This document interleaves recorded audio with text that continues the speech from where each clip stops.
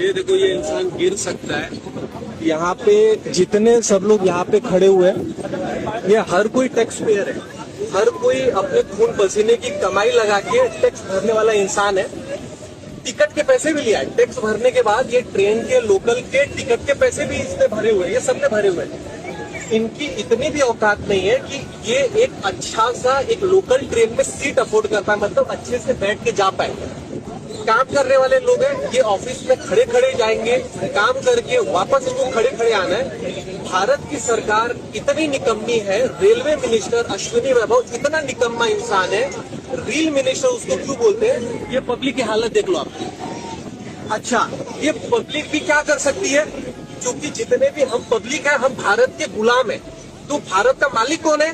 भारत का मालिक है ये देश के नेता और ये देश के गवर्नमेंट एम्प्लॉई। हम भारत के गुलाम, भारत के मालिकों का कुछ नहीं कर सकते, क्योंकि हमारे पास बेसिक राइट नहीं है। बेसिक राइट मतलब राइट टू रिकॉल पावर, मतलब हर एक साल किसी भी नेता को उसके पद से हटाने का अधिकार इनमें से किसी के पास नहीं है। ये गुलाम एक नेता को चुन के बैठा तो सकती है, लेकिन उस नेता को पद से हटाने का जो अधिकार है 1950 जब भारत में संविधान लागू हुआ, तब से इन जितने भी ये देख रहे हैं आप, इनको नहीं दिया गया। तो ये क्वेश्चन है गुलाम वर्सेस मालिक का। आप देख लो, वो बेचारा अगर गिर जाता तो क्या अश्विनी वैभव अपने पद से इस्तीफा देते?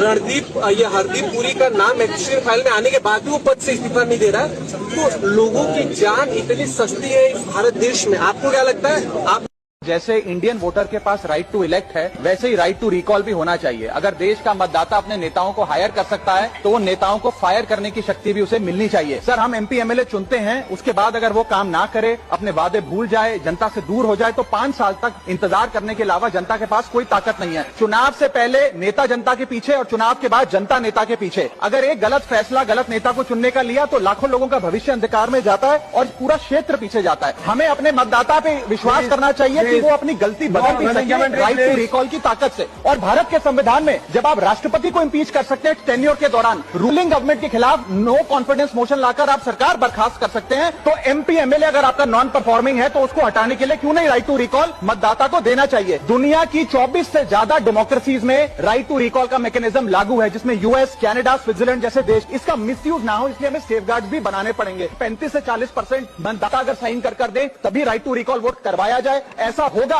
तो पार्टियां भी ऐसे लोगों को टिकटें देंगी जो परफॉर्मर्स हो, ना कि नॉन परफॉर्मिंग।